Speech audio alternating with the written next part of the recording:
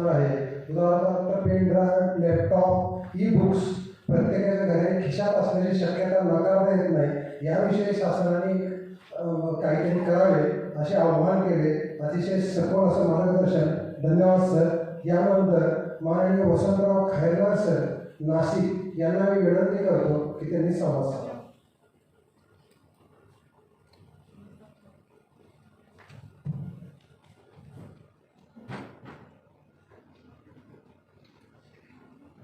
आदरणीय व्यासपीठ, उपस्थित सर्व प्रकाशक, लेखक आणि रसिकजन हो. या परिसंवादात आपण 3-4 वक्त्यांची मनोगत ऐकली. यशवंतराव चव्हाणांचा उल्लेख बहुतेकांनी या ठिकाणी केला. मी नाशिकचा सार्वजनिक वाचनालयाचा सभासद आहे, पदाधिकारी होतो, कार्यकर्ता देखील आहे. वाचनालयाच्या इतिहासात मागे डोकावून पाहिलं तर नाशिकच्या सार्वजनिक वाचनालय जागा ही यशवंतराव चव्हाणांनी मिळवून दिली. आणि त्यावेळेस त्यांनी सांगितलं होतं की शहराची उंची जर मोजायची असेल तर ती शहरातल्या इमारतीवरून मोजता येत नाही, तर त्या शहरामध्ये किती चांगली वाचनालय आहे आणि ती किती ग्रंथांनी समृद्ध आहे त्याच्यावर त्या शहराची उंची ठरत असते. ग्रंथालयातली पुस्तकच शहराचा सांस्कृतिक विकास करत असतात आणि माणसं देखील घडवत असतात. मंगेश पाडगावकरांच्या एका कवितेमध्ये सांगितलं आहे, कोणाला तर साऱ्या माणूस शोधतो मी, गर्दीत माणसांच्या माणूस शोधतो मी. माणूस शोधण्याची जी प्रक्रिया आहे, माणूस घडवण्याची जी प्रक्रिया आहे, माणसातला माणूस जागा करण्याची जी प्रक्रिया आहे ती ग्रंथांपासूनच होते, पुस्तकांपासूनच होते. आज या पृथ्वीच्या पाठीवर त्या जगामध्ये असा एकही देश नाही की ज्या ठिकाणी पुस्तकं नाही, ग्रंथ नाही किंवा ग्रंथालय नाही. कारण शेवटी इतिहास हा ग्रंथांमधूनच लिहिला जातो. तोच भूतकाळाशी संबंधित असतो, तोच वर्तमान काळामध्ये अभ्यास करायला लावतो आणि तोच भविष्य काळाच्या योजना देखील तयार करून देत असतो. एवढं महत्त्व आहे पुस्तकांचं, ग्रंथांचं आणि पर्यायाने ग्रंथालयांचं देखील आहे. मित्र हो, मगाशी काही व्यथा देखील मांडल्यात. त्याच्यामध्ये प्रामुख्याने उल्लेख झाला तो ग्रंथपालांचा. 2 घटना मी या ठिकाणी घडलेल्या सांगू इच्छे. नाशिकमधलं सुभाष सार्वजनिक वाचनालय जे 1953 सालामध्ये सुरू झालेलं होतं. साने गुरुजींच्या प्रेरणेने आमच्या य. शिंदे सरांनी ते सुरू केलेलं होतं. 1960 सालामध्ये त्या ठिकाणी दत्ताजी पगार नावाचा एक छोटासा तरुण त्या ठिकाणी जॉईन झाला. सुरुवातीच्या काळामध्ये तो बालविभाग सांभाळत होता. 1960ला तो जॉईन झाला. 70 सालापासून त्याला पगार सुरू झाला. अनुदान मिळायला लागल्यानंतर त्याचा त्यावेळेचा पगार होता काहीतरी 38 का 40 रुपये. 55 वर्षांनी दत्ताजी पगार हे रिटायर झाले. 55 वर्षांनी त्यांचा पगार हा 7,350 रुपये होता. मागच्या वर्षी ते आपल्याला सोडून गेले.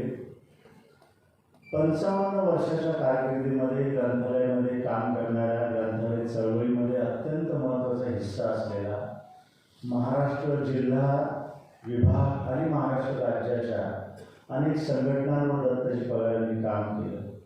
पण त्यांचं घर जर पाहिलं तर एक सिंगल रूम होता, ज्याच्यामध्ये किचन होतं, ज्याच्यामध्येच शयनगृह होतं, त्याच्यामध्येच मोरी आणि संडास देखील होता. अशा एकाच रूममध्ये दत्ताजी पगारांचं आयुष्य गेलं. आणि शेवटचा पगार हा 2016मध्ये 7,350 रुपये होता. ही ग्रंथपालाची अवस्था आहे. दुसरी एक घटना, सत्य घडलेली घटना.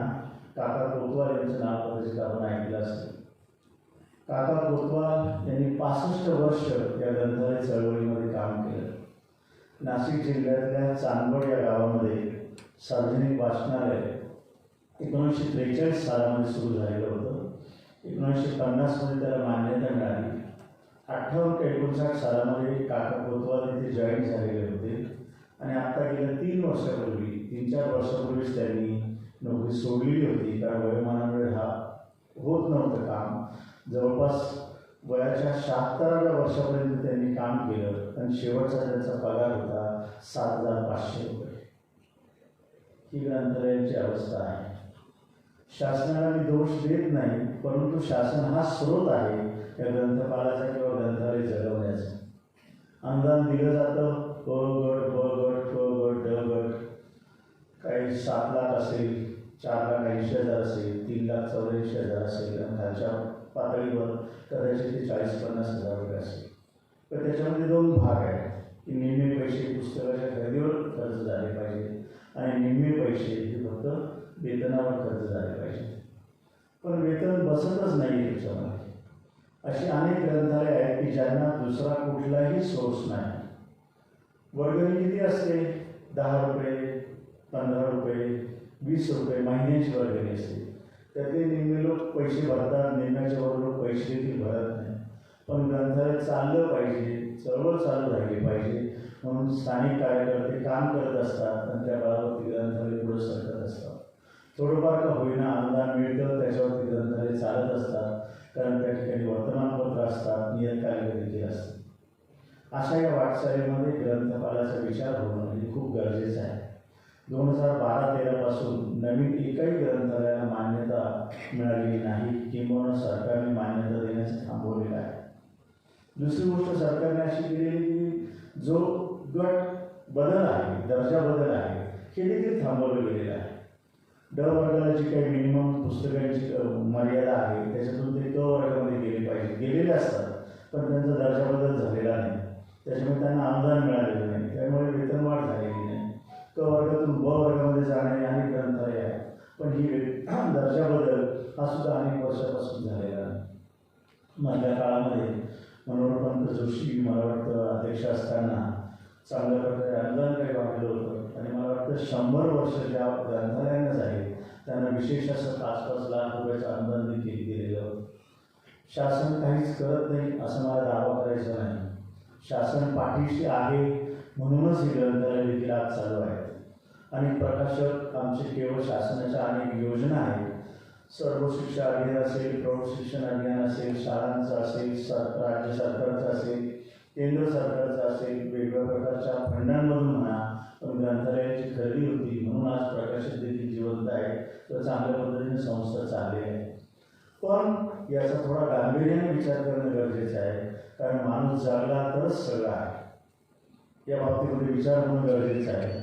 एकाने अगदी नाईलाजास्त मला बोलून दाखवलं, तो ग्रंथपाल होता. पगार मलाच खायला जर बोलत नाही, मी माझ्या आईवडिलांना नीट पोचू शकत नाही, तर मी बायका मुलांचं कसं करणार? अशी तुरळक उदाहरणं असतील. 10,000 एखादंच उदाहरण असेल की पगार नाही म्हणून लग्न करू शकलेला नाही म्हणून. पण कुठेतरी याची नोंद घेतली गेली पाहिजे, याच्यावर विचारमंथन झालं पाहिजे आणि शासनाला जे काही शक्य असेल ते शासनाने केलं पाहिजे. या बाबतीत मात्र नक्कीच आहे. स्वातंत्र्यपूर्व काळामध्ये जवळपास आपल्या महाराष्ट्राचा विचार केला तर जवळपास 81 ग्रंथालय होती. आमचं नाशिकचं सार्वजनिक वाचनालय देखील 1840 सालामध्ये आहे. जवळपास आज 181 वर्ष झाली आहे. मुंबईचं असेल, सांगली असेल, पुण्याचं असेल, नगरचं असेल, खास करून ग्रंथालय होती. मधल्या पट्ट्यामध्ये ग्रंथालय अनेक वाढली, पण 2001 सालापासून मात्र ग्रंथालयांची संख्या खूप वाढत गेली आणि आज मी तिला जवळपास 12,000 ग्रंथालयांची नोंद ही शासनाकडे आहे की ज्याला शासनाचं बळ हे दिलं गेलेलं आहे. या व्यतिरिक्त अनेक ग्रंथालय आहेत जी पाईपलाईनमध्ये आहेत, चालवली जातात, लोकांच्या किंवा कोणत्याही दानशूर व्यक्तींच्या याच्यामध्ये चालवली जातात. अशी पण ग्रंथालय अनेक आहेत की जी तात्कळत आहेत आणि ग्रंथालय त्या मान्यतेकरता प्रतीक्षेमध्ये देखील आहेत. शासनाने त्याचा विचार जरूर करावा असं मला या ठिकाणी सांगावंसं वाटतं.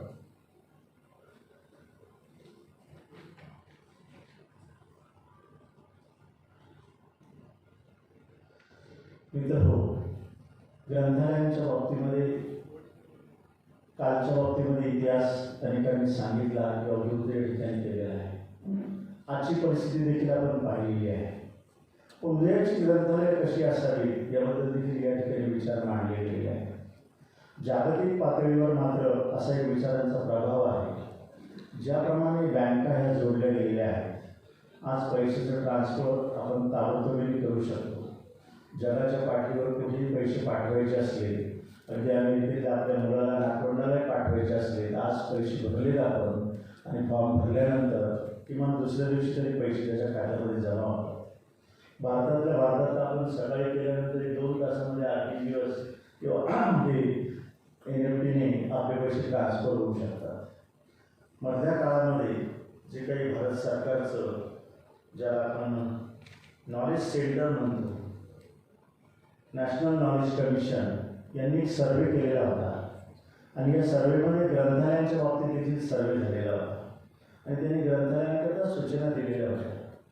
काय सूचना दिलेल्या होत्या की ग्रंथालय ही सर्वप्रथम जिल्ह्यामधील ग्रंथालय ही सगळी एकमेकाशी जोडली गेली पाहिजे. जिल्ह्याची जोडली गेल्यानंतर त्या राज्याची सर्व ग्रंथालय ही नेटद्वारे एकमेकाला जोडली गेली पाहिजे आणि मग हेच काम राष्ट्रीय स्तरावर देखील झालं पाहिजे.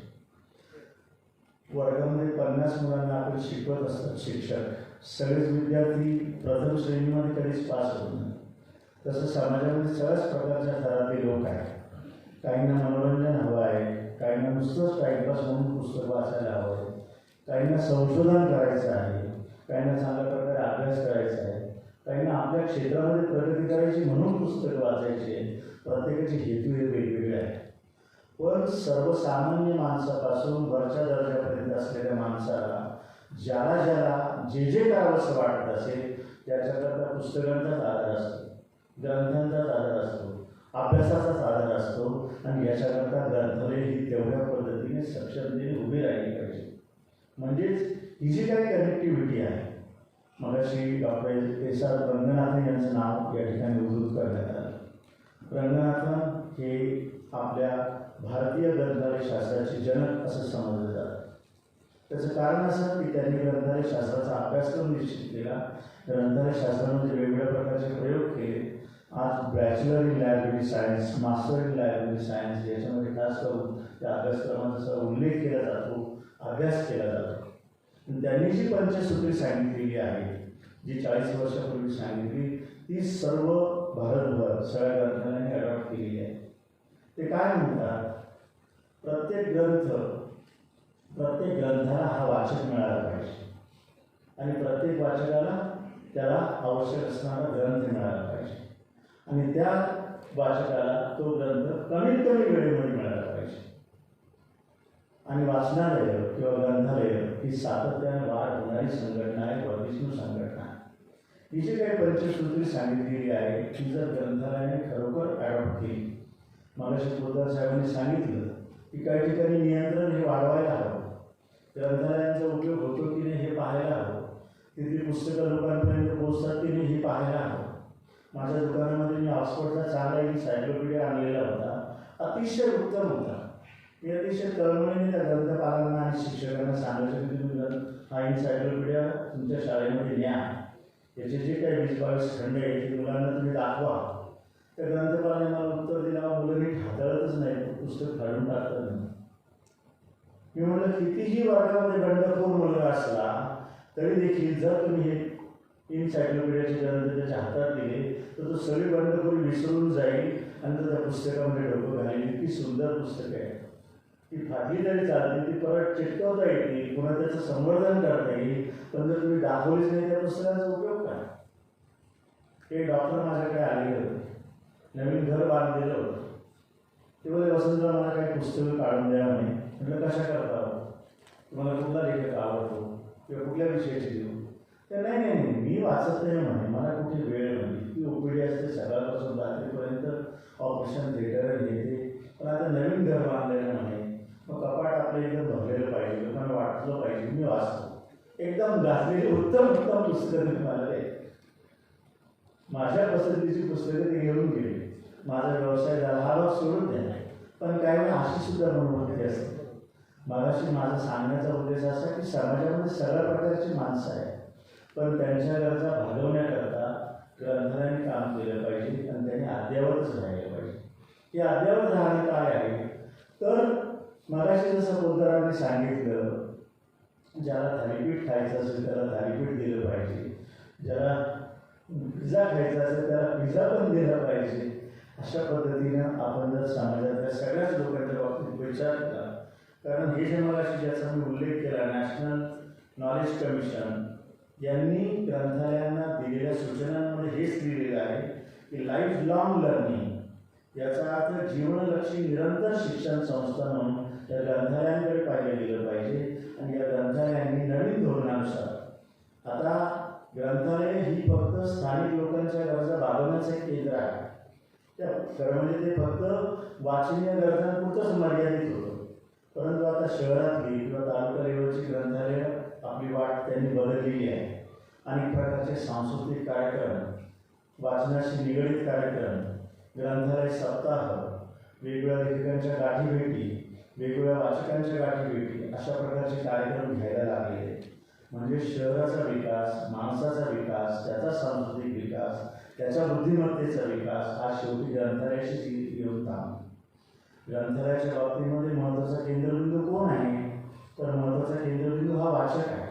आणि वाचक कशाशी निगडित आहे? तर तो पुस्तकाशी निगडित आहे. म्हणून पुस्तकाचं महत्त्व हे अधोरेखित आहे. पुस्तकाचं महत्त्व कधीही संपणार नाही.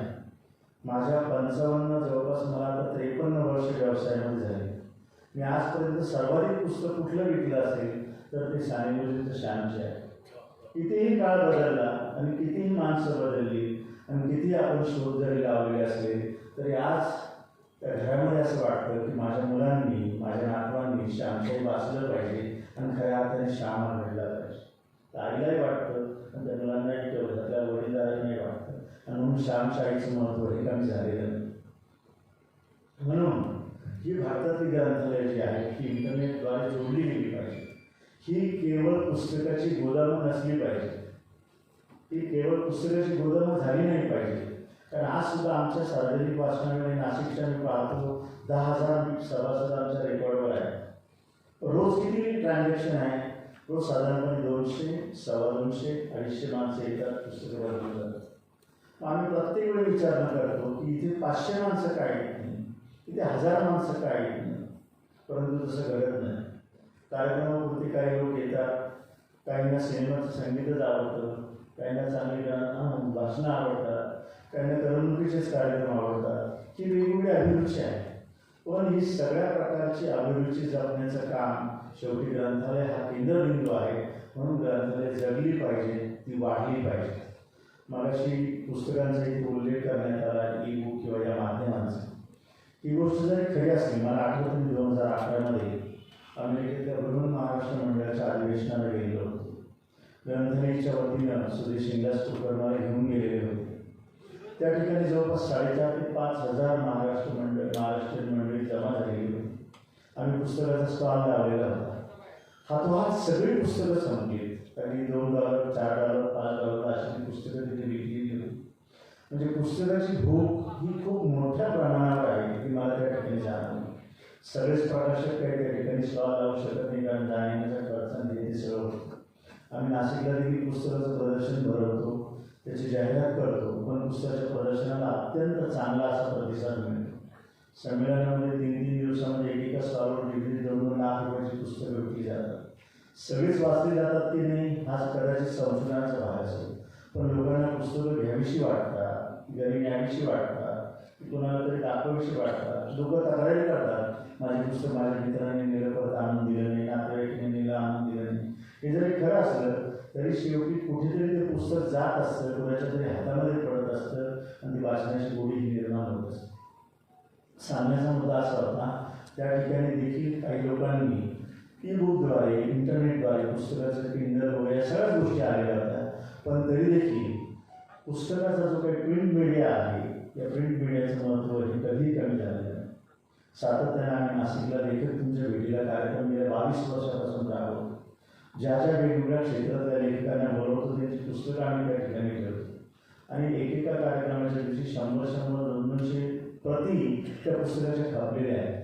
कारण त्या लेखकाला अनुभवल्यानंतर, त्याचा साहित्याचा प्रवास पाहिल्यानंतर वाचकांना, रसिकांना वाटतं की नाही मी पुस्तक वाचलं पाहिजे, त्यांची स्वाक्षरी घेतली पाहिजे, हे चाललं पाहिजे, अशी कुठेतरी प्रेरणा मिळते आणि वाचन संस्कृती वाढीला लागत असते.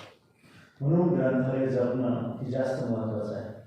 कालचा काळ, आजचा काळ आणि उद्याचा काळ याच्या कितीही तुलना आपण करत बसलो तरी शेवटी माणूस जो घडतो तो ग्रंथालयांनीच घडतो, पुस्तकांनीच घडतो. पुस्तकं त्याच्या बाबतीमध्ये घडवत असतात. हे लक्षात ठेवून आपण ग्रंथालयांची जोपासना केली पाहिजे आणि सक्षमतेने त्याला जेवढं गरज आहे, आपण म्हणतो ना की बाळाला 6 महिने आईनेच पाजलं पाहिजे तर ते जास्त सक्षम होतं. तसं सुरुवातीच्या काळामध्ये त्या ग्रंथालयाला भरभक्कमपणे त्याचं वाटचाल होण्याकरता किंवा परिपक्वता येण्याकरता शासनाने त्याला बळ द्यावं की जेणेकरून मग ते पुढे जाऊ शकतील. मगाशी आणि पर्याय देखील सुचवण्यात आले. मगाशी आपले पत्रकार बंधूंनी अतिशय चांगलं सांगितलं की सरपंचाला बंधन घातलं पाहिजे की तुझ्या गावामध्ये ग्रंथालय सुरूच झालं पाहिजे कुठल्याही परिस्थितीमध्ये. कंपन्यांच्या CSR फंडामधून काही ना काही डोनेशन गेलं पाहिजे. भले ते 5% असेल, 2% असेल, 4% असेल, पण शासनाने जर अशा प्रकारचा जर हे आदेश काढला तर नक्कीच त्याच्यामधून काही ग्रंथालयाला पुस्तकं मिळू शकतील. आज परिस्थिती अशी तुम्हाला सांगतो की शाळेमधून सुद्धा दरवर्षीची 5-10 हजार रुपयाची पुस्तकं घेतली जायची, ती सुद्धा गेल्या 8-10 वर्षापासून पुस्तकं घेतली जात नाही. आता केवळ दुकानं आमची काही प्रमाणात जी काही बऱ्यापैकी चालली ती केवळ ही जी काही सरकारमान्य ग्रंथालय आहे त्यांना जे काही अनुदान मिळतं त्याच्यामुळेच ती चालली आहे आणि रसिक वाचक जे आहे त्याच्यामुळे ती चालली आहे. पण शाळांमधून जो काही याचा अनुदानाचा ओघ पाहिजे होता तो मात्र थांबलेला आहे. तो कसा सुरू करता येईल याचा शासनाने विचार करायला पाहिजे. कारण ग्रंथालयांमध्ये जेवढी काही चरित्र आहे, आत्मचरित्र आहे, या सगळ्या चरित्रांमध्ये आपण जर डोकवला तर त्याच्या प्रस्तावनेमध्ये किंवा त्याच्या पुस्तकांमध्ये लिहिलेलंच असतं मी जो काही घडलो ते मला त्या शिक्षकाने घडवलं म्हणून मी आज घडलेलो आहे. मला आठवतं कॅम्लिन कंपनीचे दांडेकर साहेब आमच्याकडे आले होते माझ्याकडे आणि मला बोलले कुसुमाग्रजांचा तुमचा फार जवळचा स्नेह आहे तर तुम्ही माझ्याबरोबर चला आणि मला एक लेख लिहून द्या. मग मी अण्णासाहेब दांडेकरांना कुसुमाग्रजांकडे घेऊन गेलो. ही गोष्ट 1995-96 सालामध्ये जेव्हा तात्यांचं वय माझ्या माहितीप्रमाणे 86-87 होतं. आणि मग तात्यांना विनंती केली की तात्यासाहेब एक लेख लिहून द्या. कॅम्लिन कंपनीतर्फे आशय नावाचं मासिक काढलं जातं. तात्यासाहेबांनी एक लेख लिहून दिला. त्या लेखाचं शीर्षक होतं शिक्षकाचं ऋण. एक पानभरच लेख लिहिलेला होता. त्याच्या शेवटी असं लिहिलेलं होतं की मी 5वी-6वीच्या वर्गामध्ये असेल.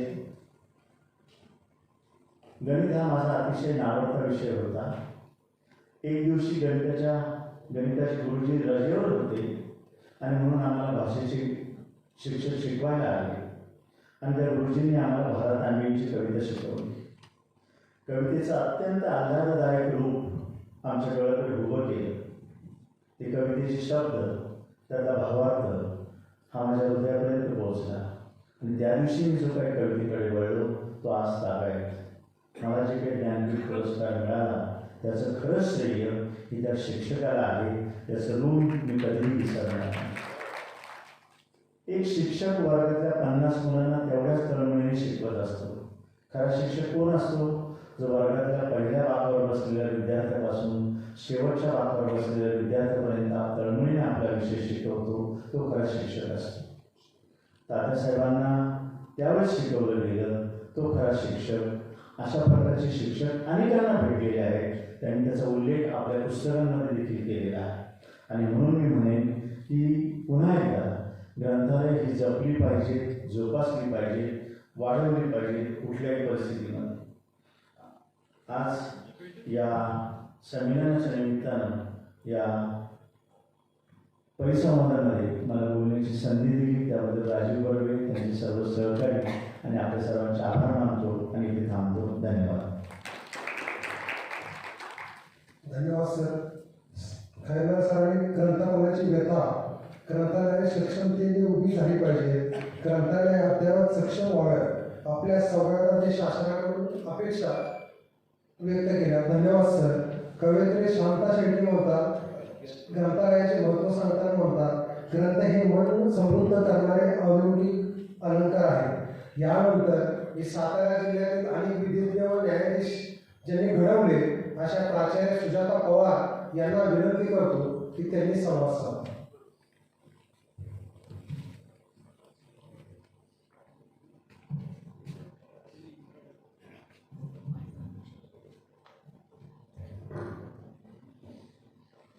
व्यासपीठावर विराजमान असलेले सर्व मान्यवर आणि व्यासपीठासमोर जमलेले सर्व रसिक, आपल्या सर्वांना शुभ संध्याकाळ.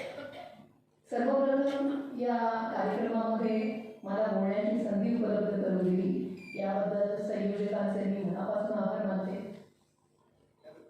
आजचा विषय जो आहे परिसंवादाचा तो म्हणजे सार्वजनिक ग्रंथालय, शासनमान्य ग्रंथालय काल, आज आणि उद्या.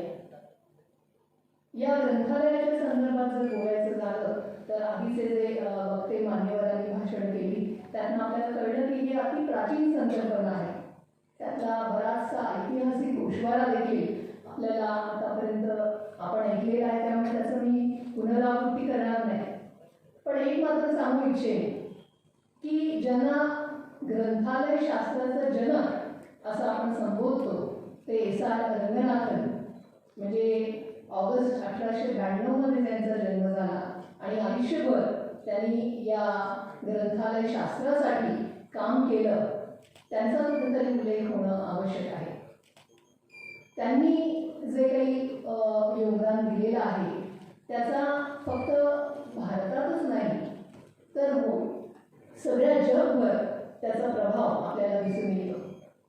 1924 साली त्यांना युनिव्हर्सिटी ऑफ मद्रासमध्ये पहिल्यांदा लायब्ररियन म्हणून अपॉइंट करण्यात आलेलं होतं. 1925 ते 44 पर्यंत त्यांनी इथं काम केलेलं होतं आणि त्यानंतर प्रोफेसर ऑफ लायब्ररी सायन्स म्हणून बनारसच्या हिंदू युनिव्हर्सिटीमध्ये 1945 ते 1947 या कालावधीत त्यांनी काम पाहिलं. 47 ते 54 मध्ये ते युनिव्हर्सिटी ऑफ दिल्ली इथं लायब्ररी सायन्स शिकवत होते आणि त्यानंतर 57 नंतर रिसर्च आणि रायटिंग याकरता जर्मनीमध्ये त्यांनी आपला प्रवास केलेला होता. नंतर तिथून भारतात परतल्यावर विक्रम युनिव्हर्सिटी उज्जैन इथे त्यांनी व्हिजिटिंग प्रोफेसर म्हणून काम पाहिलं.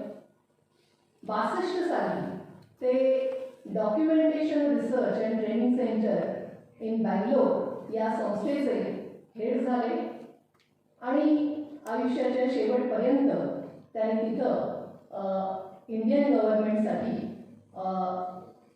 ऑनररी अशा पद्धतीने काम केलेलं आहे. लायब्ररी सायन्सचे रिसर्च प्रोफेसर म्हणून त्यांनी जगभर त्यांची मान्यता आपल्याला दिसून येते. त्यांनी दिलेलं क्लासिफिकेशन अँड इंडेक्सिंग ह्या ज्या अनेक प्रकारच्या थिअरीज आहेत त्यांचं विशेषतः पोलन क्लासिफिकेशन जे त्यांनी 1933 सालामध्ये दिलं ते सगळ्या जगभरात अतिशय चांगल्या पद्धतीने त्याचा उपयोग होतोय. म्हणजे ड्यू डेसिमल सिस्टीम जी आहे त्याच्याबरोबरच हे कॉलम क्लासिफिकेशन जे आहे, चेन इंडेक्सिंग जे आहे, सब्जेक्ट इंडेक्स थिअरीज जे आहेत त्या सगळ्या त्यांनी ह्या केवळ भारतालाच नाही तर जगाला दिलेल्या अशा देणग्या आहेत. त्यांचं स्वतःचं ग्रंथ लेखनसुद्धा अतिशय विपुल आहे. त्याबद्दल अधिक बोलणं तेवढा वेळ आपल्याला नाही, पण त्यांनी जी काही ग्रंथालयाची तत्व आता काही वक्त्यांनी आपल्याला उद्धृत केली पण ती माहिती असणं ही खूप गरजेची गोष्ट आहे. कारण कोणतंही ग्रंथालय म्हटलं की S.R. रंगनाथन यांच्या मते ही त्यांनी 1933 साली दिलेली ही जी पंचसूत्री आहे ती अतिशय याबाबत महत्त्वाची ठरते. ते म्हणजे बुक्स आर फॉर यूज. कुठल्याही ग्रंथालयामध्ये पुस्तक खरेदी केलं आणि ते कपाटात दिमाखाने निघू लागलं तर त्याचा उपयोग नाही. जेव्हा जास्तीत जास्त वाचक ते वाचतील तेव्हाच त्याचे पैसे वसूल होतील. Every person must have his for her book. प्रत्येक वाचकाला त्याच्या पसंतीचं पुस्तक त्या ग्रंथालयामध्ये उपलब्ध असलं पाहिजे. म्हणजे एकाच प्रकारची पुस्तकं नाही तर विविध विषयांची पुस्तकं यांनी ते ग्रंथालय समृद्ध असलं पाहिजे. प्रत्येक पुस्तकाला त्याचा वाचक मिळाला पाहिजे. म्हणजे काही पुस्तकं आहेत पण त्याच्याकडे कोणाचं लक्षच नाही तर ग्रंथपाल जो आहे त्याची या ठिकाणी खूप महत्त्वाची भूमिका आहे की वाचकांना सगळ्या प्रकारची पुस्तकं वाचायला त्यांनी प्रवृत्त केलं पाहिजे. त्यासाठी ग्रंथालयात कोणकोणती पुस्तकं आहेत त्याची माहिती चांगल्या प्रकारे वाचकांपर्यंत पोहोचवली गेली पाहिजे. Save the time of reader म्हणजे कमीत कमी वेळेमध्ये हे सगळं त्याला उपलब्ध झालं पाहिजे. आणि ह्याकरता ह्या इंडेक्सिंगच्या पद्धती, रेफरन्सिंगच्या पद्धती ह्या पण खूप महत्त्वाच्या आहेत. आजकाल माहिती आणि तंत्रज्ञानाच्या युगामध्ये जी काही क्रांती झालेली आहे, कम्युनिकेशन सिस्टीम्समध्ये जी काही क्रांती झालेली आहे, त्या सगळ्याचा प्रभाव त्याच्यावर पडलेला आहे.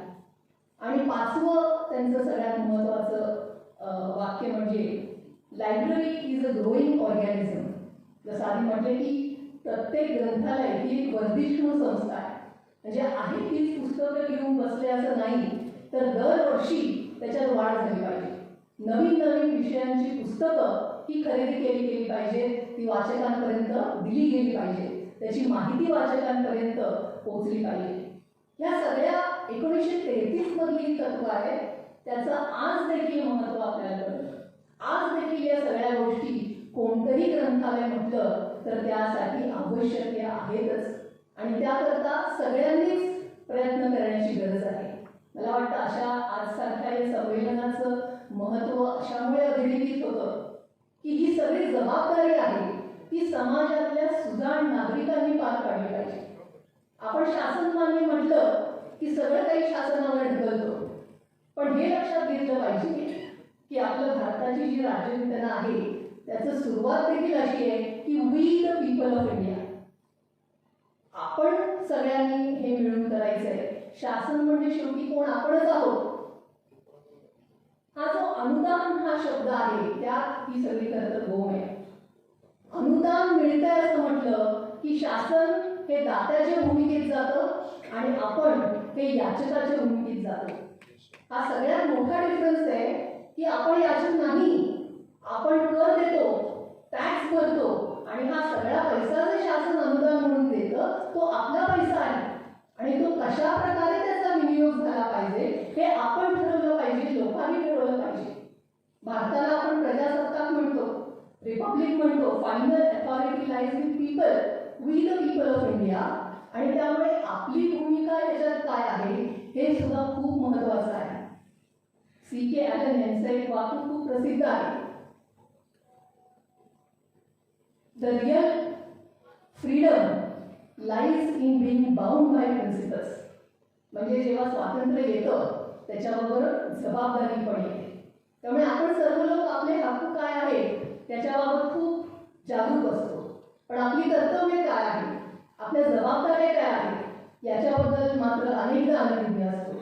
आणि त्यामुळे केवळ शासनावर जबाबदारी टाकून चालणार नाही, तर आपली जबाबदारी सुद्धा ओळखून, कारण आपल्याला जर सुसंस्कृत पिढी पाहिजे असेल, चांगली पिढी जर घडवायची असेल तर वाचनाला पर्याय नाही. ग्रंथालय ही त्याकरताच हवी, कारण इंडिव्हिज्युअल व्यक्ती हा किती प्रकारे ग्रंथ किंवा पुस्तकं पुढच्या पिढीला देऊ शकेल याला मर्यादा आहे. आणि त्याकरता वाचनालय, ग्रंथालय हे कोणत्याही समाजाचा अविभाज्य भागच आहे.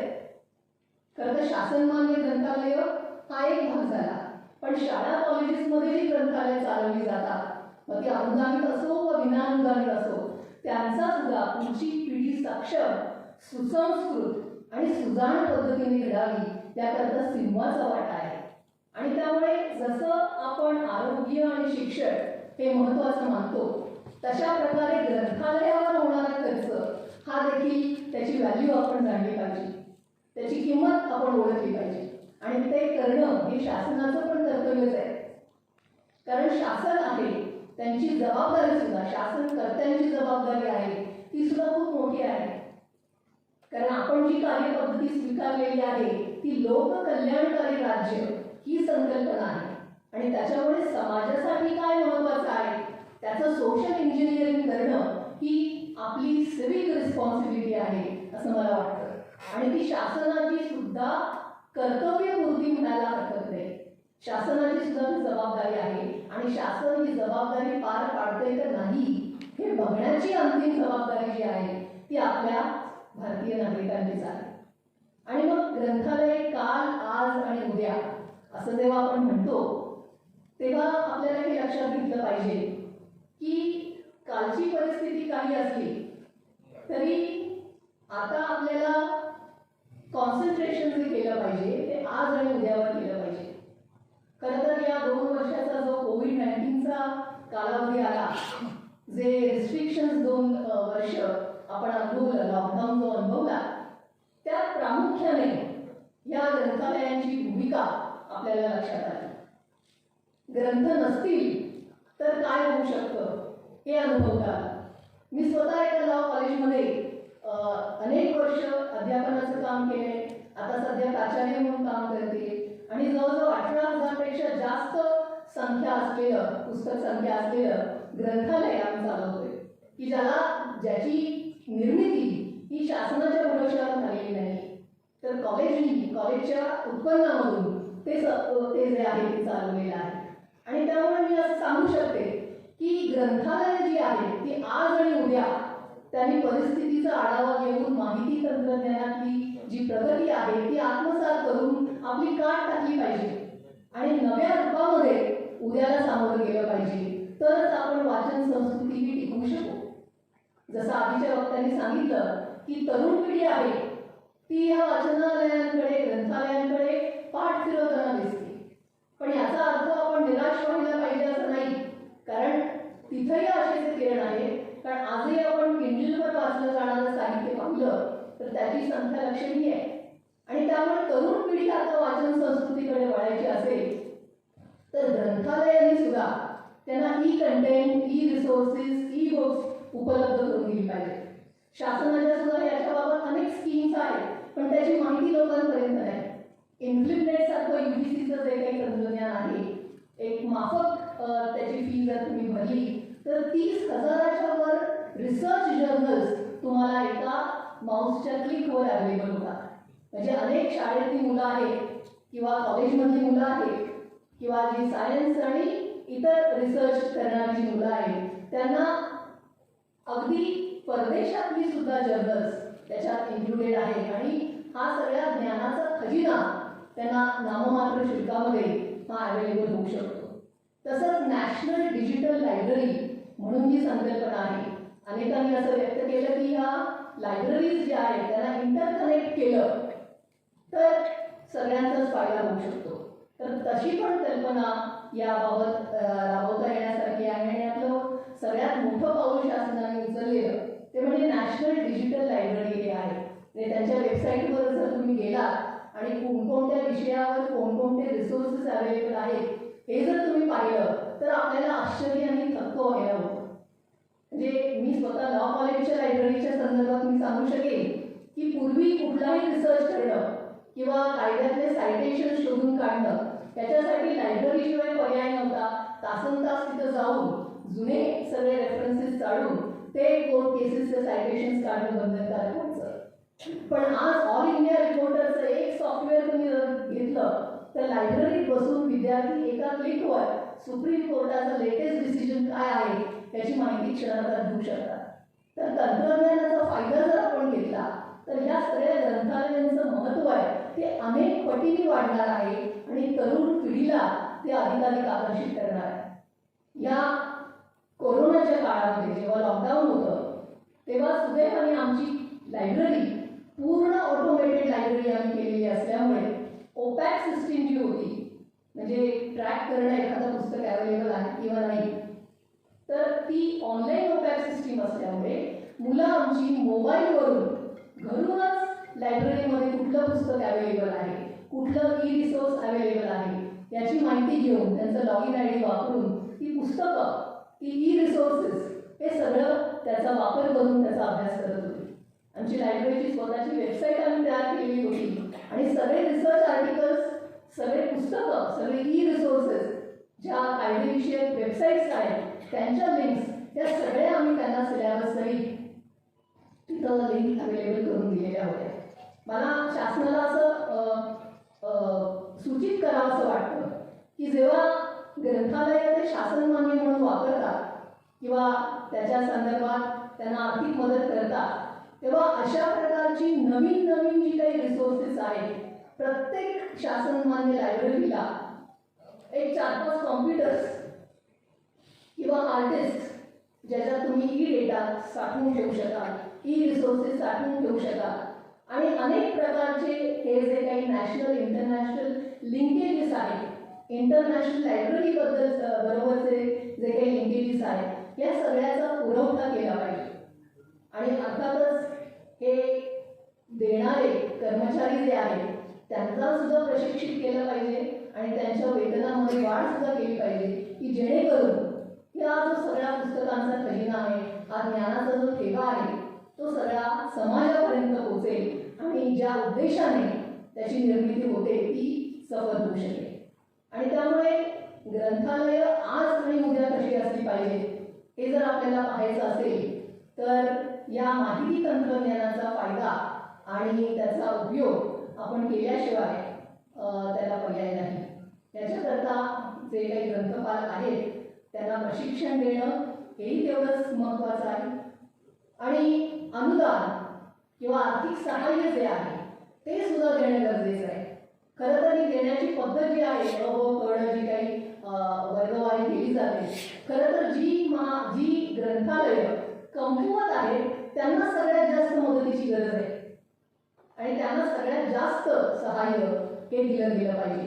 जी ऑलरेडी मोठ्या शहरामध्ये आहेत, जी सक्षम आहेत, त्यांना एखाद्या वेळेस कमी सहाय्य मिळालं तरी चालेल, पण खेडोपाडी असणारी ग्रंथालय आहेत की जी खरोखर कमकुवत आहेत त्यांना मदतीचा हात हा जास्त प्रमाणात दिला गेला पाहिजे. पण सध्या तसं होताना दिसत नाही आणि त्यामुळे मला असं म्हणावंसं वाटतं की ह्या ग्रंथालयाच्या बाबतीत हा जो काही कायदा आहे त्या कायद्याबद्दल अगदी थोडक्यात सांगायचं म्हटलं तर महाराष्ट्र सार्वजनिक ग्रंथालय अधिनियम 1967 त्या कायद्याद्वारे हे सगळे ग्रंथालय त्याचं नियमन होतं, नियंत्रण होतं. त्यात सुद्धा अनेक आमूलाग्र बदल करता येण्यासारखे आहेत किंवा आहेत त्या ज्या काही प्रोव्हिजन्स आहेत त्या अधिक सशक्तपणे इनोव्हेटिव्ह प्रमाणे त्या जर आपण इम्प्लिमेंट केल्या तर त्यातनं आपल्याला फायदा बरंच दिसून येईल. वेळ संपल्याचं मला संकेत मिळालेले आहेत त्यामुळे मी जास्त बोलणार नाही, पण एवढंच म्हणेन की सुसंस्कृत समाजासाठी ग्रंथ हे खूप महत्त्वाचे आहे. ज्ञानेश्वरांनी सुद्धा म्हटलंय की आणि त्यांनी जे पसायदान मागितले त्यात म्हटले आणि ग्रंथोपजीविये विशेषी लोकीये दृष्टादृष्ट विजये होवावे. ज्ञानेश्वरांनी मागितले पसायदान हे या ज्ञानाचं आहे. आपल्या समाजाला सुद्धा त्याची महती जेव्हा कळेल तो खरा सुदीन येईल असं म्हणायला हरकत नाही. मला इथं बोलण्याची संधी दिल्याबद्दल धन्यवाद. जय हिंद, जय कर्नाटक.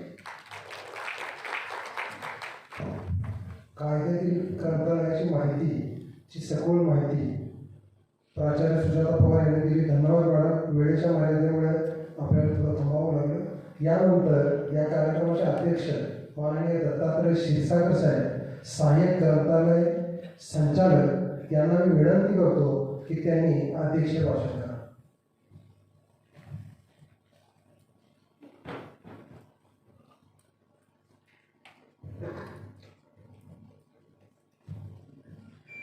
नमस्कार सर्वांना.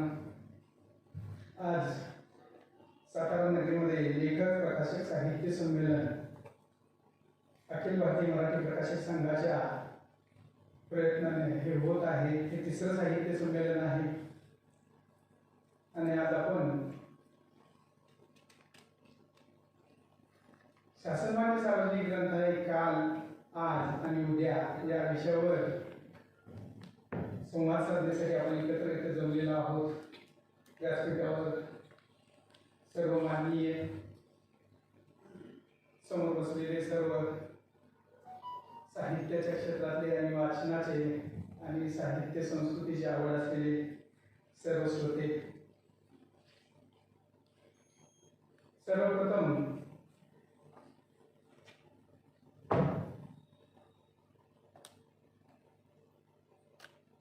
अखिल प्रकाशक संघाचे माननीय राजीवजी बर्वे यांना मी खरं तर तुम्ही अतिशय उत्कृष्ट हा कार्यक्रम आयोजित केलेला आहे.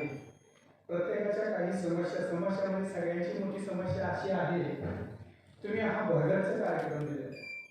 एका दिवशी 2 दिले असते, सकाळी आणि दुपारच्या सत्रात, एक सकाळच्या सत्रात, तर लोकांना भरभरून ऐकता आला असतं. 2 दिवसाच्या ऐवजी 3 दिवसाचा घेतला असता तर सातारकरांना आणि साताऱ्यातली खरंच रसिक लोक आहेत साताऱ्यात, असे कार्यक्रम भरपूर होतात आणि ते लोक अतिशय आनंदाने ते एन्जॉय करतात, घेतात आणि जातात. दुसरी गोष्ट म्हणजे मला आता खरं तर पण इथं सगळेजणच आहेत प्रकाशक सगळ्यांचाच, कोणी कुठं ना कुठंतरी कार्यक्रम आयोजित करतात. आपण ग्रंथालयाच्या विषयावरती आपण हा कार्यक्रम आयोजित केला. आज हे 10% भरलेलं सभागृह बघितल्यानंतर मला असं वाटतं की आपण थोडंसं कुठंतरी कमी पडलो. ग्रंथालयाच्या विषयी कार्यक्रम असल्यामुळं आपण इथल्या स्थानिक अधिकाऱ्याशी संपर्क साधला असता आणि त्यांना सांगितलं असतं जिल्ह्यातील ग्रंथालयाने इन्व्हाइट करा, त्यांच्या विषयाचे कार्यक्रम आहे, त्यांच्या जिव्हाळ्याचा कार्यक्रम आहे, त्यावरती संवाद साधण्यात मान्यवर येणार आहे, तर नक्कीच सभागृह भरलं गेलं असतं. ग्रंथालयाच्यावरती ग्रंथालय काल, आज आणि उद्या हा खरा विषय खूप महत्त्वाचा आहे. पण सर्व मान्यवरांनी ते जे विषय मांडले गेले, सगळ्यात महत्त्वाचा ग्रंथालयाच्या कर्मचाऱ्यांचं ग्रंथालयाच्या अनुदानावरती जास्तीत जास्त फोकस केलेला आहे आणि वाचन भविष्यात टिकेल की नाही. इथंच पहिल्यांदा मी स्पष्ट करतो,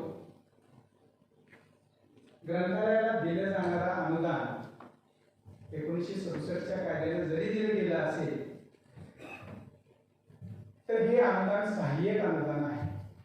कारण ग्रंथालय कालची होती, ग्रंथालय काल म्हणजे प्राचीन काळ किंवा काल म्हणू आपण, लोकसहभागातून एकत्र झालेले, ज्यांना वाचनाची आवड आहे, ज्ञान संपादनाची आवड आहे, ज्ञानाच्या प्रसाराची आवड आहे, असे सर्व लोक एकत्र येऊन त्यांनी ग्रंथालय काढली गेली, वाचनालय काढली आणि त्या माध्यमातून ज्ञानाचा प्रसार आणि ज्ञान घेत गेले. लोक सहभागातून तयार झालेली जी ग्रंथालय होती त्यांना सहाय्य मिळावं म्हणून शासनाने 1967 साली कायदा काढला, महाराष्ट्र शासनाने, आणि त्या कायद्याच्या माध्यमातून सहाय्यक अनुदान देतो आपण. अनुदानाचा विषय आल्यानंतर बऱ्याच गोष्टी येतात.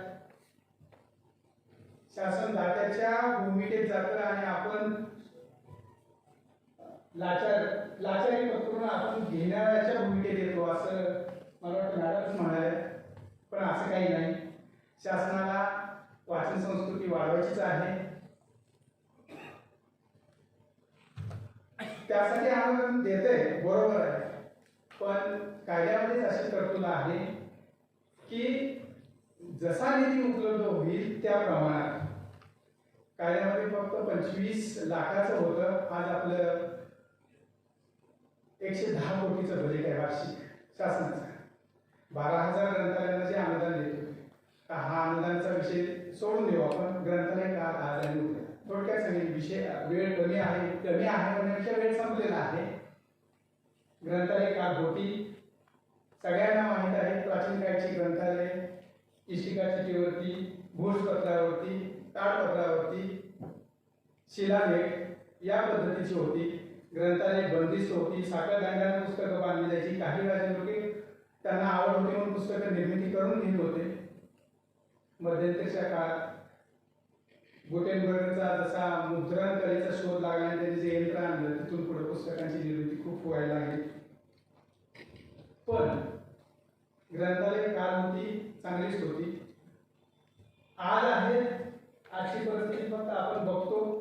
सार्वजनिक ग्रंथालयाचा विचार केला आणि मला असं वाटतं की सार्वजनिक ग्रंथालय हेच शासनमान्य असं नाव का घेतलं, असं मला सर म्हणाले शासनमान्य. शासनमान्य ग्रंथालयाचीच दुरावस्था आहे का, हा त्यातून प्रश्न निर्माण होतो. खाजगी ग्रंथालयांची नाही दुरावस्था. माझ्या पाहण्याची जेवढी खाजगी ग्रंथालय आहे जे शासनाचं अनुदान घेत नाही, ते अतिशय उत्कृष्टपणे चाललेली ग्रंथालय आहे. अतिशय उत्कृष्ट पुणे मराठी ग्रंथालय शासनाचं 1 रुपयाचं अनुदान घेत नाही. मी ज्या एरियात राहतो पुण्यामध्ये, तिथं 8 वर्षापूर्वी 8-10 ज्येष्ठ नागरिक जे 70 वर्षाच्या पुढचे आहेत त्यांनी एकत्र येऊन ग्रंथालय काढलं गेलं. त्या ग्रंथालयात आज 8,000 जवळपास 8 ते 9,000 पुस्तकं आहेत. पण सगळ्यात महत्त्वाचं, त्या ग्रंथालयाचे सभासद जवळपास 800 ते 900 आहे. ग्रंथालयाची फी 80 रुपये आहे दरमहाची. म्हणजे वाचनाची आवड आहे लोकांना. 2 वर्षाच्या काळात ग्रंथालय बंद होतं तर लोकांनी फोन करून त्यांचे डोकं खाल्लं. ती कधी उघडणार आहात. तर शासनमान्य ग्रंथालयामध्ये लोकांना ग्रंथालयाच्या वाचनाची खरंच म्हणजे तळमळ आहे का? मगाशी कार्यक्रम झाला, आम्ही कशा घडलो, आम्ही अशा घडलो, ज्या भगिनी होत्या, महिला होत्या, त्यांनी आपण कशा घडलो हे सांगितलं. जवळपास 50% सभागृह भरलेलं होतं त्यावेळेस. त्या घडल्या सगळ्या कशातून? त्या घडल्या पुस्तकातूनच घडल्या. त्यांना ज्याच्यातून घडल्या, पुस्तकातून घडल्या, साहित्यातून घडल्या, ग्रंथालयातून घडल्या, हे त्यांनी सांगितलं. लोक ऐकायला आले. ऐकताना त्यांना कळलं असेल की हे साहित्यातून घडले, ग्रंथालयातून घडलेले आहे. आता ग्रंथालयाचा विषय आपण थांबवू जरा, असं कोणाला नाही वाटलं. कार्यक्रम झाल्यानंतर निघून गेले सगळे. इव्हन त्या ज्या सहभागी होत्या, जेवढ्या भगिनी, त्यातले किती जण आहेत माहित नाही मला इथं.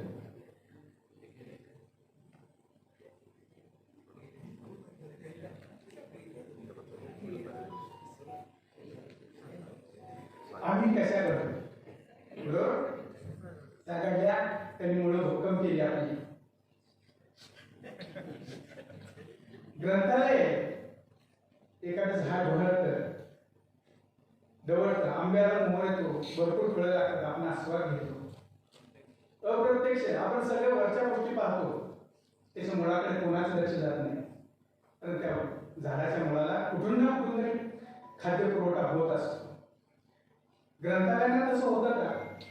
ग्रंथालय ही राजश्रयावर चालली पाहिजे असं प्रत्येकाला वाटतं. लोकसहभागाचं काय? लोकसहभाग नको का? मॅडमने बोलताना सांगितलं, मला वाटतं भेटिया सरांनी पण सांगितलं की जे कोऑपरेटिव्ह म्हणजे सहकारी साखर कारखाने आहेत किंवा CSR फंडातून आहे, शासनाचा नियम आहे, अनेक संस्था, अनेक उद्योजक CSR फंडातून वेगवेगळ्या ठिकाणी देतात आपल्या 10% जे काय असेल त्यांचा नफा झालेला असेल त्यामध्ये 10% हिस्सा ते देतात. आणि अनेक ग्रंथालयांना पण त्यांच्याकडून मिळालेला आहे. आज इन्फोसिस सारखी जी संस्था आहे त्यांनी अनेक ग्रंथालय, इन्फोसिस त्यांच्याकडे आलेले कॉम्प्युटर जास्तीत जास्त 2 वर्ष वापरतात संगणक. 2 वर्षानंतर ते संगणक बाहेर काढतात आणि ज्या अशा शाळा असतील, गरजू संस्था असतील, ग्रंथालय असतील त्यांना देतात. ती त्यांची प्रोसिजर आहे ती पूर्ण करणं गरजेचं आहे. ग्रंथालयांना हे माहीत नाही, काही जणांना माहीत असतं. जे विचारायला येतात त्यांना सांगितलं जातं कार्यशाळेतून आम्ही हे सांगतो सगळ्यांना. पण हा मध्ये पण येतो, ग्रंथालय चालवायची कशी आणि का? ग्रंथालयाचे प्रामुख्याने 3 घटक आहेत. साहित्य, ग्रंथालयाचं साहित्य, पुस्तक हा एक महत्त्वाचा घटक आहे. वाचक हा दुसरा घटक आहे. आणि पुस्तक आणि वाचक त्यांच्यामधला दुवा जो ग्रंथालय कर्मचारी हा तिसरा मुख्य घटक आहे. सगळ्यांना वाटतं, आज मी इथं एक वाचक आणि एक नागरिक या दृष्टीने मी बोलतो, आता जे बोलणार आहे मलाही असं वाटतं की ग्रंथालय कर्मचाऱ्यांना वेतनश्रेणी मिळाली. आमच्या ग्रंथपाल उपाशी नसावा.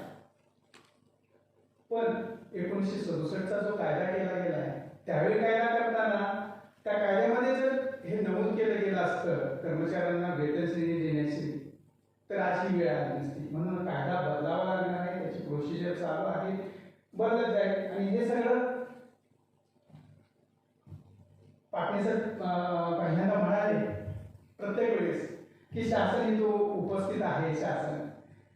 शासन मॅडमने सांगितलं की वी द पीपल, तुम्ही आम्ही सर्वजण शासन आहोत. आपण जे कायदे केलेले आहेत, म्हणजे विधिमंडळाने जे कायदे केलेले आहेत ते कायदे राबवण्याचं काम आम्ही प्रशासन करतो. कायदे जसं आहे तसं आम्हाला ते राबवावं लागतं. त्याच्या व्यतिरिक्त दुसरं काही करता येत नाही. आणि ते राबवले का नाही, ते चांगल्या पद्धतीने राबवलं जाते का नाही हे पाहण्याचे काम न्यायमंडळ करतं. तर हे तुम्हीच करायचं आहे. आज जे कोणी असतील, तुम्ही तुमचे जे राजकीय नेते असतील त्यांच्या मार्फत जावा कायदा बदलण्यासाठी. आम्ही करतोय, आमच्या पद्धतीने आम्ही करतोय. पण तुम्हाला जशी खंत आहे तशी मलाही खंत आहे, आमच्या प्रशासनालाही खंत आहे. ग्रामपंचायत ग्रंथालय, मग आता ग्रंथालय काल आज उद्या थोडक्यात सांगायचं तरी आज जशी आहे उद्या कशी राहतील हा जर विचार केला तर आज संगणक आणि विज्ञानाची क्रांती झालेली आहे. प्रत्येकाला वाचण्याची आवड वेगवेगळ्या पद्धतीची आहे. जसं वडापाव, पिझ्झा, बर्गर जसं खायला आवडतं भाकरी सोडून त्या पद्धतीचं किंडल ॲप आहे, वेगवेगळे ई बुक्स आहेत, ई जर्नल्स आहेत. ते तुम्ही त्या साहित्य किंडलसारखे जे आहे त्याच्यावर तुम्ही वाचू शकता. पण महत्वाचे जे मुद्दे सगळ्यात महत्वाचे मांडले गेलेले आहेत पोद्दार सरांनी. तुमचं कुठलं प्रकाशन? नाशिक. अगदी पोटतिडकीने काही मुद्दे मांडलेले आहेत आणि मी त्याच्याशी सहमत आहे.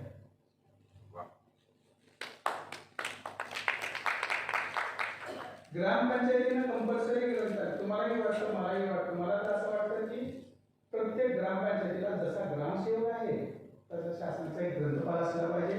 आणि ग्रामपंचायतीला जसं ग्रामपंचायतीचं भवन आहे इमारत असते तशीच ग्रंथालयाची, सार्वजनिक ग्रंथालयाची सेपरेट इमारत असली पाहिजे, एक ग्रंथपाल असला पाहिजे, शिक्षित ग्रंथपाल असला पाहिजे आणि त्याचा लाभ सगळ्या गावातल्या लोकांना मिळाला पाहिजे. मलाही वाटतं. पुस्तकं महत्वाचा मुद्दा. पुस्तकं कुठल्या दर्जाची असावी, प्रत्येकाची आवड वेगवेगळी असते. पुस्तकाला दर्जा कुठलाच नाही. हे वाईट दर्जाचं हे चांगल्या दर्जाचं आपण असं म्हणू शकत नाही, म्हणताही येणार नाही. कारण प्रत्येकाला लेखक हा लिहित असतो त्याच्या आनंदासाठी, व्यक्त होत असतो, आपले नवनिर्मिती करत असतो व्यक्त होऊन. त्याच्या मनातून जे उठलेलं आहे त्याच्या लेखणीतून जे निर्माण झालेलं आहे ते प्रत्यक्षात आणण्याचं काम सिस्टीम करते प्रकाशकांच्या माध्यमातून. आणि ह्या सिस्टीममध्ये आज अनेक जण आहेत. लेखकाच्या नंतर प्रूफ रिडिंग करणारे आहे, प्रूफ रिडिंग झाल्यानंतर पुन्हा ते काय DTPला देणारे आहेत, नंतर ते DTP पूर्ण झालं की सगळं पेजिनेशन करणारे, बाइंडिंग करणारे आहेत, चित्रकार आहेत. हे सगळे आहेत, ही सगळी सिस्टीम आहे. पण ग्रंथालयामध्ये कोणत्या प्रकारची पुस्तकं असावी, कशी असावी हा ज्या त्या ग्रंथालयाचा प्रश्न आहे. त्याकरता सुज्ञ ग्रंथालयावरचं कार्यकारी मंडळ हे सुज्ञ असलं पाहिजे, ग्रंथपाल हा सुज्ञ असला पाहिजे. तुम्ही उल्लेख केला 80% डिस्काउंटची पुस्तकं, 70% डिस्काउंटची पुस्तकं. मी आज तोच मुद्दा डोक्यात ठेवून आलो होतो की आज इथं प्रकाशक मंडळी किती आहेत माहीत नाही मला, पण या माध्यमातून त्यांच्यापर्यंत मला जे म्हणायचं ते निश्चित पोहोचेल. आज जी पुस्तक निर्मिती होती, नवनवीन लेखकांना आपण न्याय देतोय, त्यांची पुस्तकांची निर्मिती करतोय, चांगली गोष्ट आहे. आज पुण्या, मुंबई, नाशिक, नागपूर अशा ठिकाणी जी मोनोपॉली झाली होती पुस्तक प्रकाशनाची, ती आज ग्रामीण भागात तालुका लेवलवरती गेलेली आहे. ही चांगली गोष्ट आहे, हे प्रगतीचं लक्षण मानलं पाहिजे. पण तुमची अशी एखादी तुमच्याकडे असा गुण नाही का तुमच्या संघटनेचा की आपण पुस्तकं निर्मिती करताना पुस्तकाचं प्रोडक्शन कॉस्ट, निर्मिती व्हॅल्यू किती आहे, निर्मिती मूल्य किती आहे आणि आपण विक्रीची व्हॅल्यू किती ठेवतो. आज 200-250 पानाच्या पुस्तकाची किंमत 700-800 रुपये लावली जाते. कशासाठी? पुस्तकाची जी पानं आहेत ते कोणत्या क्वालिटीचे असतात. अनेक आता नवनवीन निर्माण झालेले जे 12,000 शासन मान्य ग्रंथालय आहेत. ग्रंथालयात दरवर्षी कंपल्सरी पुस्तकं खरेदी करायला लावतं शासन, लावतं म्हणजे लागतंच. त्या नियमात जो आहे तुम्हाला जे अनुदान दिलं जातं त्याच्या 50% अनुदान किंवा वाचन साहित्यावरती खर्च करायचा आणि 50% सेवकांच्या मानधनावरती. पण ते 50% वाचन साहित्य खरेदी करायचं आहे म्हणल्यानंतर ह्याचा अर्थ असा आहे, ही वस्तुस्थिती आहे की अनेक ग्रंथालयात प्रशिक्षित ग्रंथपाल नाही. अनेक ग्रंथालयाचे कार्यकारी मंडळ ग्रंथालयाकडे लक्ष देत नाही. जी काही जिल्हा ग्रंथालय आहेत, सातारचा असेल, पुण्याचा असेल, सोलापूरचा असे मोठी ग्रंथालय आहेत ज्यावरती जी काय म्हणतो लोक सहभागातून आणि चळवळीतून एकत्र आलेले जे संचालक मंडळ आहे ते लक्ष देतात की कोणत्या प्रकारची पुस्तकं आपल्याला पाहिजे. पण त्यांनी जो मुद्दा काढला की ग्रामीण भागात, ग्रामीण असू दे शहरी असू दे, शहरात एका शहरात 80-90 पुण्यासारख्या शहरात, सोलापूरमध्ये 82 ग्रंथालय आहे, पुण्यामध्ये 90 ग्रंथालय आहे शहरामध्ये. पण ती पुस्तकं खरेदी करताना हा विचार केला पाहिजे, खरेदीचं धोरण ठरवलं पाहिजे. शासनाचं धोरण तर ठरेलच, पण प्रत्येक ग्रंथालयात प्रत्येक संस्थेनं आपलं पण धोरण ठरवलं पाहिजे की कोणत्या प्रकारचे आपल्या बाजूचा आजूबाजूचा आसपासचा परिसर कसा आहे, त्यांना लागणारे त्यांना कोणत्या प्रकारचं साहित्य लागतं हे पाहिलं पाहिजे.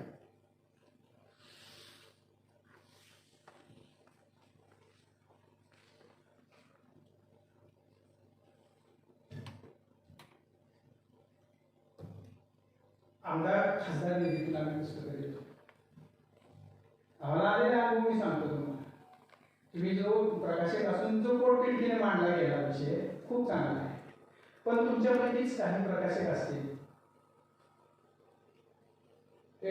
प्रत्येकाचा तो व्यवसाय आहे, तुम्ही तो व्यवसाय उतरला, तुमचा नफा आहे, नफा मिळालाच पाहिजे हेही मान्य आहे, पण व्यवसाय हा नीतिमूल्य बाजूला सोडून टाका काम आहे असं मला वाटतं. आज आमदार खासदार निधी, आज मला सांगा, आज संपूर्ण महाराष्ट्रात सार्वजनिक ग्रंथालयांचा आमदार निधी जो दिला गेला जातो आणि आमदार निधीतून खरेदी होती, कोट्यावधी रुपयाची खरेदी होती पुस्तकांची. कोणत्या प्रकारची पुस्तकं जातात याचा तुम्ही अभ्यास करा. आम्हाला माहिती आहे काय करतात, कारण एकाच प्रकाशक येतो, त्याचे 4-5 जणांचं कोंडाळ असतं, चौकडी असते 5-6 जणांची, त्यांची पुस्तकं असतात.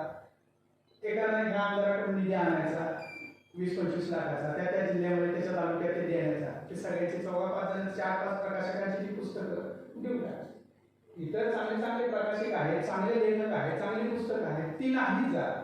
बरं, त्याला विरोध जर केला तर तो विरोध करणारा अधिकारी फिट लिस्ट होत असतो, त्याच्या तक्रारी होतात. तर याला सगळ्याला कारणीभूत कोण आहे? पुस्तक विक्रेते, प्रकाशक, जे नीतिमूल्य जपून प्रकाशन संस्था चालवतात. पुस्तक विक्रेत्यांचा तर प्रश्नच येत नाही. दुसरी महत्वाची गोष्ट, तर का तुम्ही आज मला सांगा, आज आम्ही ज्यावेळेस कोटेशन कॉल करतो पुस्तक विक्रेत्या दरपत्रक, सगळेच प्रकाशक घेत नाही दरपत्रकाच्या बाबतीत. सरासरी सगळ्यांचं हे करून ते दरपत्रक आज 30-35% डिस्काउंट जर आपण पुस्तकाच्या खरेदीसाठी करतो, 30-35, मग 30-35% डिस्काउंट देऊन पुस्तकं कशा पद्धतीची येतील हा पण विचार केला पाहिजे. पुस्तकाची जी विक्रीचं मूल्य आहे, मला असं वाटतं की तुम्ही असा का विचार करत नाही की शासनानं 0 डिस्काउंटवरती खरेदी करा. तर त्यासाठी काय केलं गेलं पाहिजे? पुस्तकांची निर्मिती, पुस्तकांची विक्री, हे तुमचं प्रोडक्शन कॉस्ट आणि तुमची फायदा थोडाफार ठेवून तेवढं करणं गरजेचं आहे. तसं असेल तरच हे होऊ शकतं. जे पॉकेट बुक म्हणून असतात, पॉकेट बुक जन आवृत्ती लोकांच्यासाठी काढा ना, तुम्हाला चांगली गोष्ट आहे. अनेक लोकांनी वाचलं पाहिजे, स्वतःचे पुस्तक घेतलं पाहिजे. आता आपण हिंदी पुस्तकं बघतो ना, स्टँडवरती पॉकेट बुक असतात, ते हिंदी कादंबऱ्या वगैरे 10-20 रुपयाला असतात. लोक वाचतात, वाचून झालं की कुठेही सोडलं तर दुसरा कोणतरी वाचून घेणारा, ज्याला हातात लागेल ते घेईल आणि वाचेल. पण आज असं होत नाही. आज आपल्याकडे तशाही पुस्तकाच्या किमती खूप आहेत. किमतीमुळे लोक पुस्तकं खरेदी करत नाहीत, ग्रंथालयावरतीच अवलंबून असतात. चांगली गोष्ट आहे, जेवढं वाचेल ग्रंथालयात येतील ती आनंदाची गोष्ट आहे. भविष्यात ग्रंथालय, जर भविष्यात आपल्याला ग्रंथालय टिकवायचे असतील तर तंत्रज्ञानाची जोड घेतलीच पाहिजे. आलेले तंत्रज्ञान हे ग्रंथालयांना मारक नाही तर ते पूरक आहे, कारक आहे. फक्त आपल्याला आम्ही एक प्रयोग केलेला होता, त्या पद्धतीनं तुम्हाला जरी कसं वाटलं प्रत्येकाला, आता इथे ग्रंथालय चालू किती आहेत माहीत नाही, पण मी सांगतो की छोटासा आम्ही सोलापूर जिल्ह्यामध्ये प्रयोग केला होता, तोच पुणे विभागात केला. नाव एक उपक्रम राबवला होता जो चाकोरीच्या बाहेर जाऊन शासनाचा 1 रुपयाही न घेता मी राबवलेला तो उपक्रम होता. शाळा दत्त उपक्रम. 3 महिन्यामध्ये आम्ही 70,000 मुलांपर्यंत पुस्तकं पोहोचलो. की ग्रंथालयांनी शाळेपर्यंत जायचं आणि काही शाळांनी सहकार्य केलं, काही शिक्षकांनी सहकार्य केलं नाही. ग्रंथालयाने दर आठवड्याला जायचं, मुलांना 1 रुपया मोफत किंवा नाममात्र 1 रुपया फी घेऊन महिन्याची सभासद द्यायचं आणि त्या मुलांना दर आठवड्याला किंवा 10 दिवसाला ठरलेल्या दिवशी शाळेमध्ये जाऊन पुस्तक द्यायचं, पुस्तक बदलणार. ग्राउंडवर आम्हाला एक टेबल टाकून द्या, आम्ही टेबल स्वतःचा तो टेबल घेऊन जाणार, ग्राउंडवरती एका कोपऱ्यात थांबेल किंवा शाळेच्या एका कोपऱ्यात. ज्या शाळांनी सहकार्य केलं, ज्या शिक्षकांनी सहकार्य केलं, त्यांना त्याचा आउटपुट दिसलं की मुलांची वाचन क्षमता वाढली, वाचन सुधारलं. काही मुलं 10 दिवसाची वाट न पाहता डायरेक्ट ग्रंथालयात जायला लागली. ग्रंथालयाचे वाचक वाढले. भविष्यात जर आपल्याला वाचक वाढवायचे असतील तर शालेय मुलांच्यावरती लक्ष देणं गरजेचं आहे. जेवढं आपण शालेय मुलांच्यावरती लक्ष देऊ तेवढं भविष्यात आपल्याला वाचक मिळतील हे निश्चित आहे आणि हे त्रिकाळ सत्य. आताचे जे आपण वाचक आहोत, जे कोणी असतील या वयातले, ते कालांतरानं राहतीलच असं नाही. अजून 40 वर्ष राहतील, 50 वर्ष राहतील असं समजून. पण पुढं काय?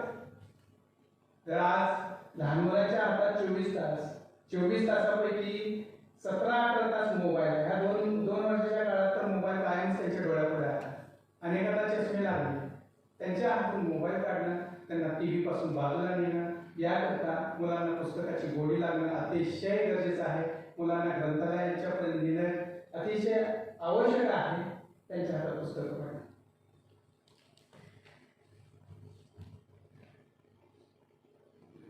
आज प्रोफेसर कदाचित माझ्या बोलण्यातून किंवा इतर कोण प्रकाशक असतील सत्य बोललेलं आहे, वस्तुस्थिती आहे. प्रकाशन व्यवसायातली जे एक छोटीशी बाजू सांगितली, मोठी बाजू बरीच काही असू शकते.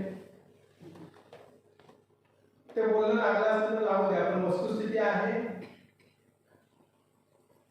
30% 35% डिस्काउंटवर शासनाचा डिस्काउंट कसा खाली येईल, लोकांना सहजासहजी पुस्तकं कशी मिळतील, 50 रुपयात 100 रुपयात चांगले दर्जेदार पुस्तक वाचायला कशी मिळतील, याकडे तुम्ही संघटना लक्ष द्या अशी मी आजच्या दिवशी अपेक्षा करतो. आपण मला इथं बोलवलं आणि अपघातानं झालेलं एक अध्यक्ष म्हणून बसवलं असं कारण मंत्री महोदय मतदानात बीज आहेत, डायरेक्टर मॅडम आलेले नाही, त्यामुळं पण काही हरकत नाही. असं संवादात आपला या कार्यक्रमाच्या निमित्तानं आपल्याशी संवाद साधण्याची संधी मिळाली. धन्यवाद.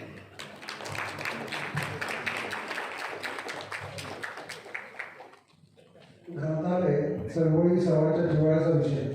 आजचा शासनमान्य सार्वजनिक ग्रंथालय काल आज आणि उद्या या परिसंवादात उपस्थित राहिलेले सर्वच